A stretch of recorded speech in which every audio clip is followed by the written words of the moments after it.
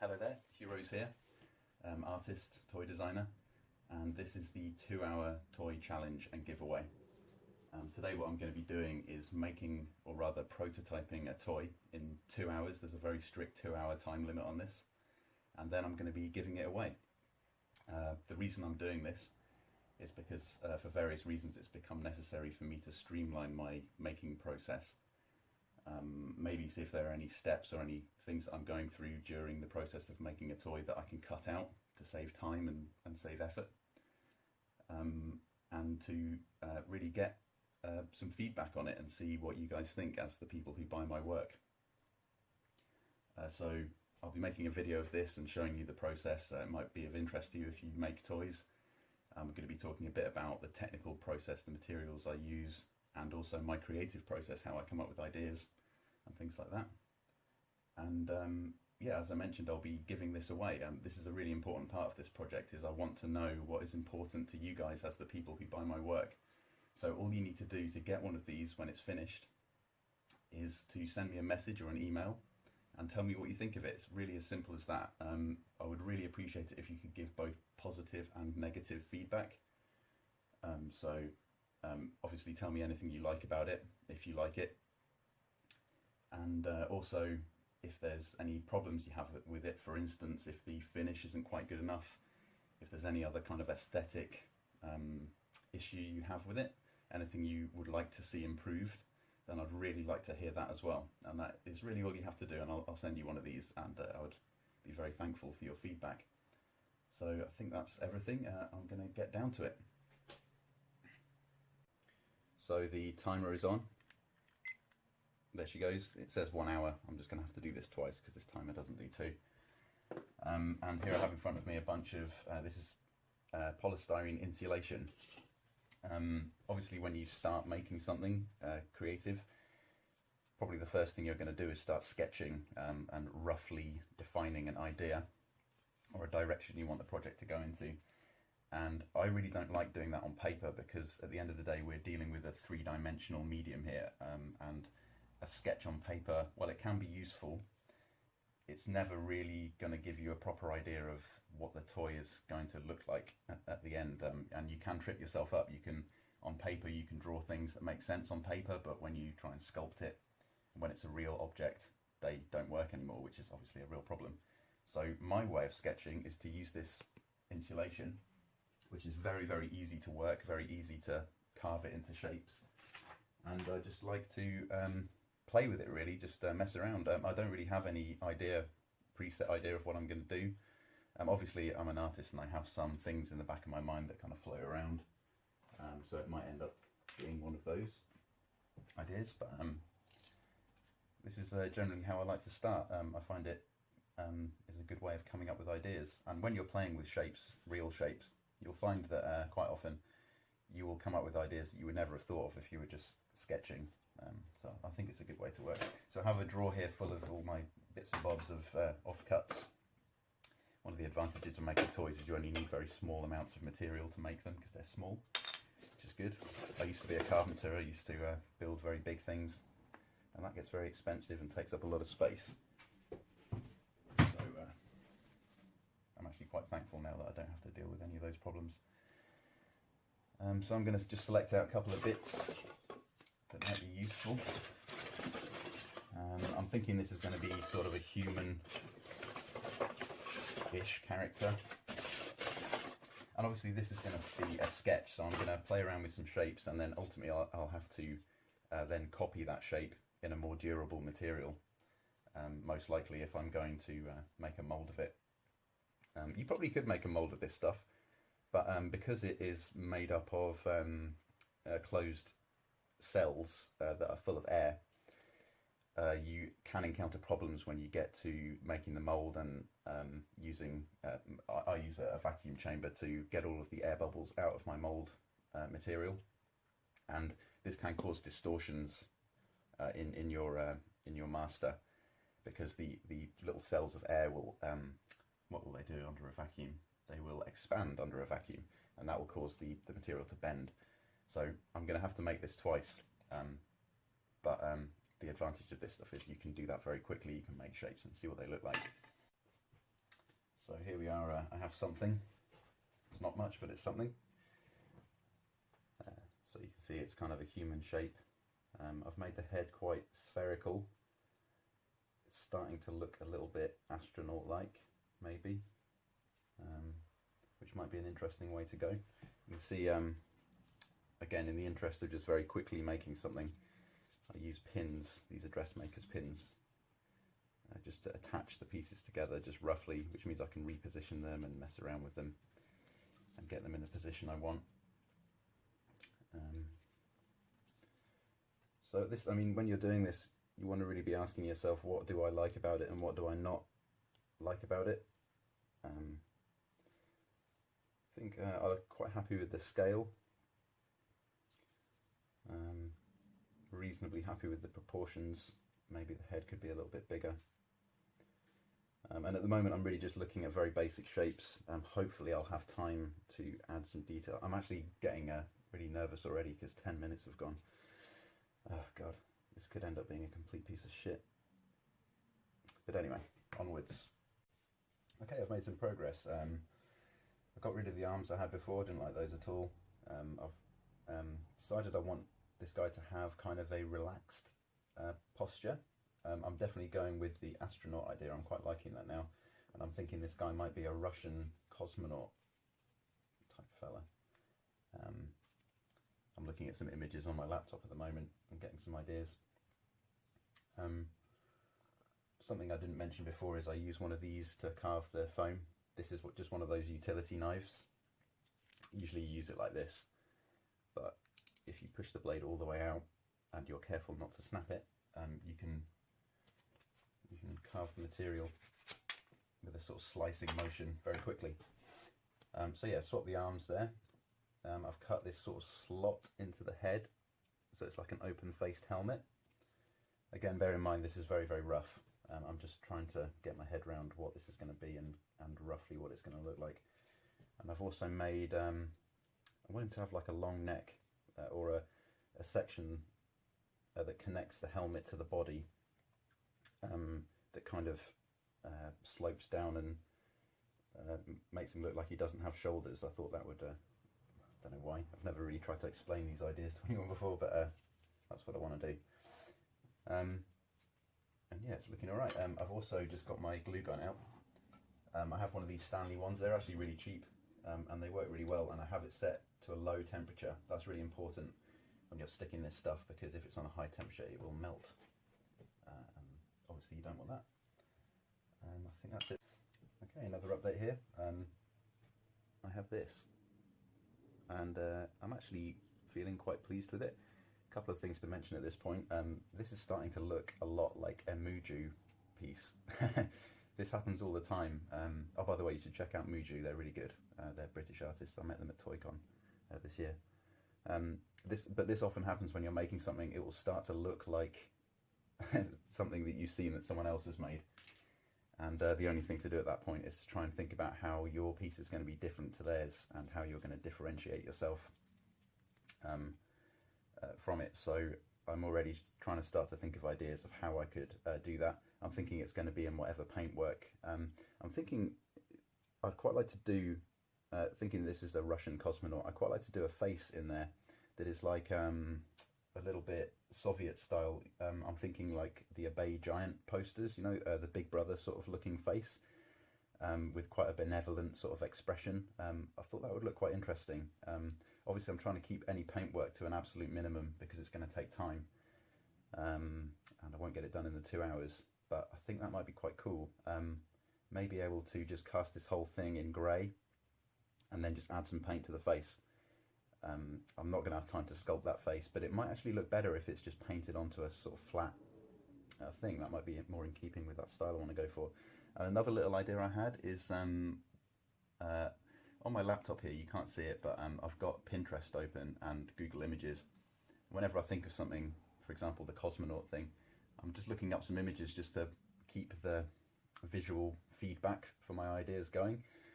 And what I always end up doing is having tons and tons of tabs open with all different things that might influence the design. So I've opened up a thing of traditional Russian costumes. I thought it might be quite interesting to combine some of those elements into this cosmonaut, so he looks like a weird combination of tradition and future, if that makes any sense at all. So yeah, I mean, I guess I should really start making the real thing at this point, because weirdly, this usually takes longer. I'm quite happy with it generally. I want these legs to be a bit more rounded. Might have some pointy shoes, like I was talking about traditional Russian stuff before. So yeah, I'd really like to make a point here that when you're coming up with ideas, I see young artists make this mistake all the time. It doesn't need to be that good, really. I mean, look at this, it's a piece of crap, but the point of doing this is to explore and to experiment with ideas. And that's how you're going to come up with good ideas, because you're going to have tested these ideas and had some feedback from them. And, you know, this is the point of me making this video. It's also a feedback process. So yeah, very important not to get too precious at this stage. Really, that's going to hurt you. It's not going to help you at this stage. But yeah, I think I'm going to move on to the more durable material I mentioned before. So here I have some polyurethane tooling board. This is a material I discovered very recently, and it's basically this, but much harder and more durable. It's also quite easy to work with. You can chisel it and cut it relatively easily, not as easily as this, but still relatively easily. And it's completely inert as well. You won't have any, for example, if you were to cut and carve into MDF, you get these kind of fluffy edges. With this, you don't have that problem at all. I should mention this is extremely expensive. I had a sheet of it, which was basically 3 times what you see here, and it cost £200. But like I mentioned earlier, I'm making toys, so I don't really need to worry too much about that, because I'm only using very small amounts. And I'm going to attempt to transfer these shapes, maybe refine them a little bit as I transfer them onto here. And I'm going to use a bandsaw to cut them out and begin to... Okay, I was just explaining how I achieve symmetry in the things that I make, and I got a phone call. I'm videoing this on my phone, so I've lost that footage. But, oops, better start this again. Basically how I do it is I use a piece of card first. I don't draw it straight onto the material. And I draw half of the shape I want. And then fold it and cut. So I end up with a template that is definitely absolutely symmetrical, which helps to avoid ending up with a shape that is wonky or lopsided, which is usually not a good thing. So yeah, just cut that while it's folded, and then you open it out and you have a nice symmetrical shape. I expect you guys have seen scissors before, so I'm going to end that section there. So there we have it, symmetrical template, symmetrical shape. I'm going to cut that out now. So cut out my shape. I'm going to leave the legs for now. I wasn't 100% sure that they were right, so I'm going to start sculpting the rest of it and then decide that a little bit later. So you can see what I've done here is I've taped the offcuts from this side back on to give me a flat surface here. So I'm going to use a bandsaw. If you imagine this is the bandsaw blade, I'm going to use the bandsaw to cut the side profile. So obviously I have the right shape this way, but this way it's still just a big block. So you need to tape the offcuts back on to give you this sturdy surface to go into the bandsaw blade. Quite a useful technique actually for keeping a symmetry, like I was talking about before, and also creating quickly the rough shape, which you can then start working on with the more time-consuming methods like sanding, filing, all that kind of thing. So I'm going to look at my thing here again, and just like sketch on the shape I want. Then I shall cut it out. Okay, it's getting messier and messier around here. I have my little Proxon model maker's lathe here. Very good for making symmetrical things, and I'm going to be using it to make the head helmet. So yeah, I have my piece set up in here. It was a bit of a faff because the tool rest knob was in the way of the material. Often happens when you're working with machines, there's bits get in the way and it can be a bit annoying. But yeah, I have it set up now, so I'm going to turn this sphere. I might film a little bit of that as well actually. Here we go, it's spinning.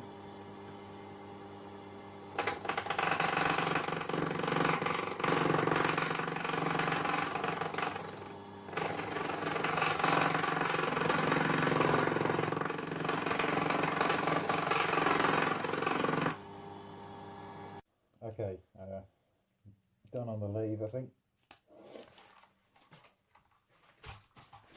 I had to remount it halfway through because I'd mounted it in a way that I couldn't work on the bits I wanted to work on.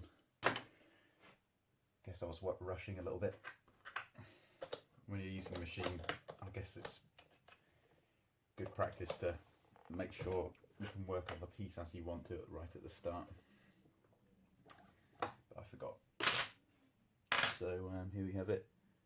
It's a spherical shape with this little indented area. And I also sanded it on the lathe as well because it's very, very easy and quick to sand something when it's on the lathe because it's already spinning.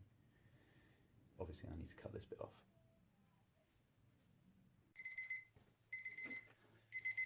First hour's gone. Thought I'd just show you what I've done so far. I have my little head here, which I'm fairly pleased with. I think it's going to need a little bit of paint. Obviously I'm going to have to try and make that as simple as possible. And this head is going to sit on the body, sort of like this. I was glad I didn't cut these legs out because I've decided I want them to be together. So there's no gap in between. I'm just going to carve out a groove here to define the legs.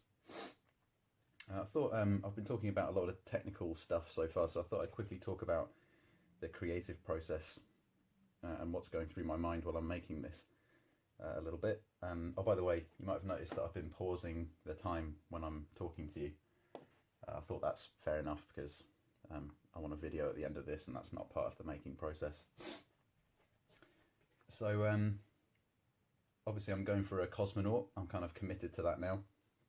Although occasionally when I'm making something, it will start off as one thing and then become something totally different. If any of you have seen my Red Devil dunny, that actually started off as a clown and then it turned into a Red Devil halfway through the process. And that's absolutely fine. I think you should be open to that when you're making something. You know, if a better idea occurs and it's feasible to do it, then you should. Maybe for this, because I've got 2 hours, I should be a little bit more focused though, so I'm going to stick to the cosmonaut idea. So when I'm creating a character, something I think is really important is for the character to have character, for it to tell a story of some sort and tell you something about what its identity is. And something I find really helps with that is to think about where the character comes from and what they do. And a cosmonaut is quite good like that because obviously it's wearing a suit that very clearly defines the fact that it is the environment it lives in, i.e. space. And it also tells you a bit about what the character is interested in. You know, it's an explorer of some kind. It's a character that is interested in discovery and exploration, which is quite nice. That immediately starts to tell you some kind of story. You can see I'm kind of holding this head pointed upwards. This is the face. And that's something I decided as I was making this. I think it's good if this character is kind of looking towards the sky, looking upwards. And I did mention a little bit earlier about the posture. It was quite important to me that it was had a kind of relaxed posture, which is kind of defined by these sloping shoulders. But at the same time, as I've been making it, there's also kind of a slightly military look to the pose, like he's almost standing to attention. So it's a combination of the two things, which I think is quite interesting. He's obviously got some very clearly defined purpose but also he is enjoying that purpose, maybe because his posture is going to be very relaxed, and he's gazing into the sky. So I think that's what's going to kind of define this character. Those are my thoughts so far anyway. I'm just wondering if there's anything else to mention. I need to work on. I'm going to work on this next. Yeah, I think that's about it for now. I'm still thinking I might paint some kind of face in here, but maybe not. I'm not sure. I'll have to see how much time I have at the end. But on the whole, it's going all right at the moment. I'm a little bit less nervous because I kind of like this head. So yeah, I'll check back with you when I finish doing this body. Okay, I've started to work on that rough block that you saw before. So on this side you can see what it was like. Usually, quite often with something like this, I will work on one side, get it looking how I want it, and then the really boring bit is to then copy it on the other side, make it symmetrical. I seem to be using that word quite a lot. I've also flattened off a little bit of where the neck of the head will be, so that that head sits on. So you can start to see what he's going to look like. Just using a Dremel like this with one of these little sanding drums, and obviously I have a Hoover set up just out of shot, which is turned on, which is at least going to collect most of the dust. I'm feeling pretty good about this, actually. Not too bad. I have just over 50 minutes left. I think I'm going to manage it. I think next I'm going to start using, I might do a little bit more with the Dremel and then start using some chisels, because I want there to be some little stepped areas, and the Dremel isn't ideal for that. Yeah, not too bad so far, I think. Okay, I have a little body. There's his head.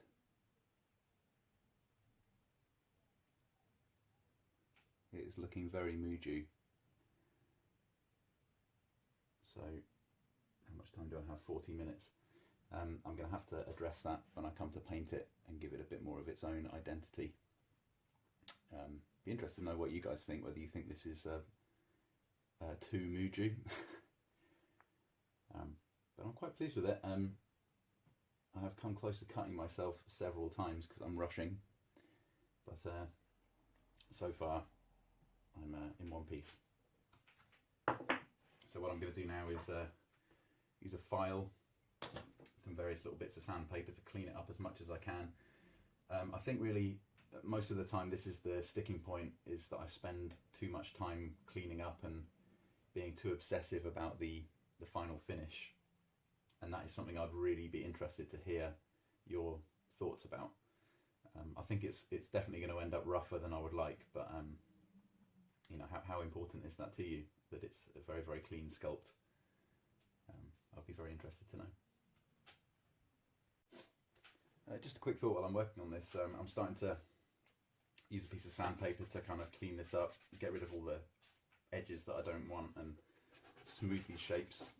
And what becomes a consideration at this point is the way in which all of these different shapes transition into each other. I mean, this is always something you think about with almost any design in my experience, and it's when you start to clean it up that they become important. For instance, where his legs join his body here, there's like a little detail just on his groin area. It's very important to get, in my opinion, I'll see what you guys think, but to get these transitions to be neat and to make sense. I've made things easy for myself with the shoulders here because they're very sloped. You know, areas like this where these arms join onto the body. Obviously this transition from leg to body is different to this one because this is his back, the back side. So yeah, just something to think about there, and it can really make all the difference, in my opinion. If you have all these nice little transitions, it helps to make the thing look kind of unified instead of like a collection of shapes that have just been stuck together. So yeah, something to think about there. Okay, so I'm going to have to stop cleaning up now because I only have 23 minutes left. I put a little backpack on him, and this has raised something which is quite important.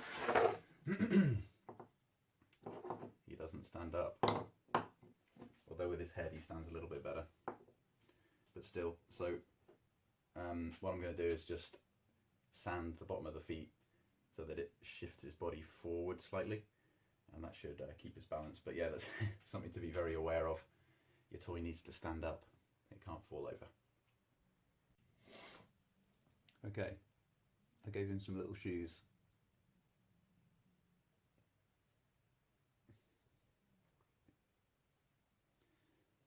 So there's a lot of marks on this that normally I would spend a huge amount of time removing. Just some sanding marks. Oh, the back of his head's horrible. Might have a quick go at that.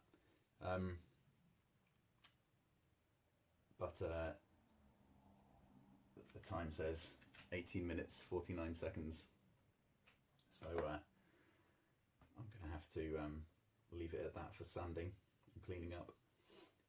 What I'm going to do next is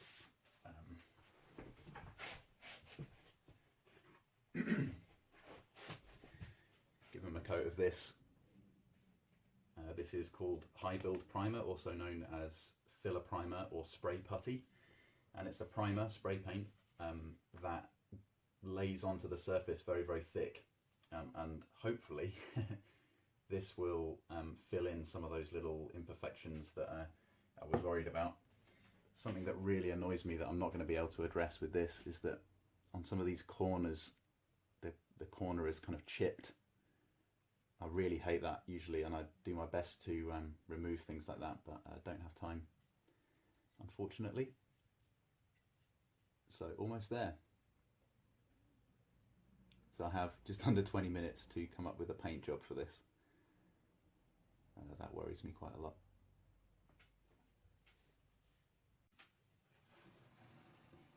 Okay, sprayed a whole load of High Build primer on there, which has improved the finish a little bit. Obviously it doesn't do anything for the little corner chips that I was talking about. And I have about 16 minutes left. I did accidentally leave the timer running at one point, so I'm going to allow myself a little bit of breathing room on the time limit. Hope you guys don't mind about that. I'm seriously debating whether I can paint this in any way that's going to make it look better.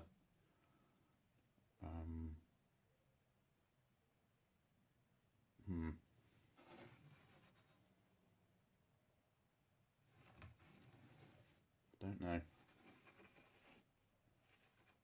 You can see the lumpy back of the head there. Normally I would spend a bit, it'd only take about 10 minutes usually to sort that out, but that's going to use all of my time.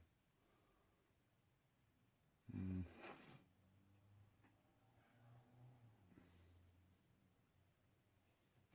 think I'm going to go for it. I think I'm going to paint it. I wanted to use black, white and red.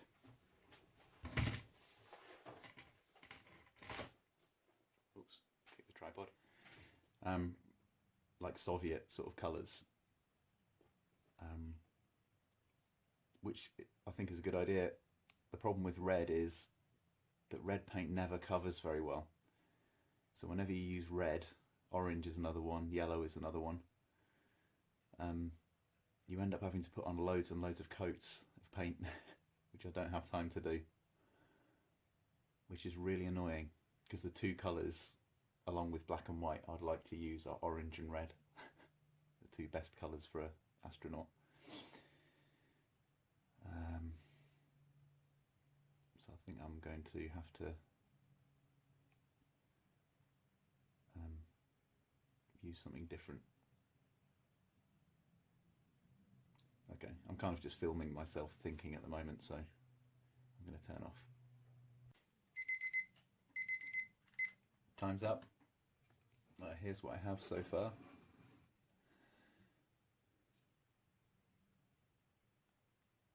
So what I went for is to try and get the like the padding that you sometimes see on astronauts. thought that would work because it's a very simple thing to paint, just, you know, a line, but it kind of suggests this sort of padding. You can see I haven't had time to do the back. So there we are. That's the official time. Although, like I said, I left this timer running while I went out to answer a phone call. So I am going to allow myself like a couple of minutes stoppage time, if you like, just to touch this up a little bit. Specifically, instead of these just being little lines, can you see here I've started to round them off to make it look more like that padding. I'm hoping that's going to bring it together. There are a ton of things that I would change about this, to be quite honest. I would kind of repaint some pretty significant areas. But I don't know, I don't think it's too bad for a 2-hour job from start to finish. Anyway, I'm going to do those little bits and bobs of touching up. I'm going to allow myself about 5 minutes to do that. I'll check back with you. Okay, I took that extra 5 minutes to round off the corners of those padded areas, and I got rid of the face. I think it looks a lot better now. And honestly, I'm a lot more pleased with this than I thought I was going to be. Those little edges that I was talking about, that I was really worried about, once you put some paint on there, you really can't see the imperfections. You have to look very closely to find them. It's going to annoy me when I pull these out of the mould and there's like a little chip on the corner. But really, I don't know if that's going to annoy you. I think it's just going to annoy me. So that really doesn't matter. Yeah, I really like it. It was a very interesting thing to do, creatively speaking. I think I've learned an awful lot about how I work and how I think when I'm making something, and maybe some things that I need to change when I'm making something, and some ways I can improve, which is really cool. So I think I'm probably going to make 5 of these. So the first 5 messages or emails I get with some good feedback about this. I remember positive and negative thoughts if you can, and I'll send you one. I'd really appreciate it if you could PayPal me the postage cost, which I think will be probably about £4 or £5 to the UK and about £8 to the US, I think. So yeah, just a bit of feedback and postage money and you can have one. Just trying to think if there's anything else I want to say about it. Oh yeah, this is obviously this is the prototype. When I cast and make the real thing, the 5 that I'm going to send away, I will be able to paint it to slightly higher standard. You can see there's a bit where I caught the brush under the chin. All of these circles are really rushed. And there's a few other bits, and obviously the back is not finished. I'll put something on the backpack here. So there you go, 2 hours.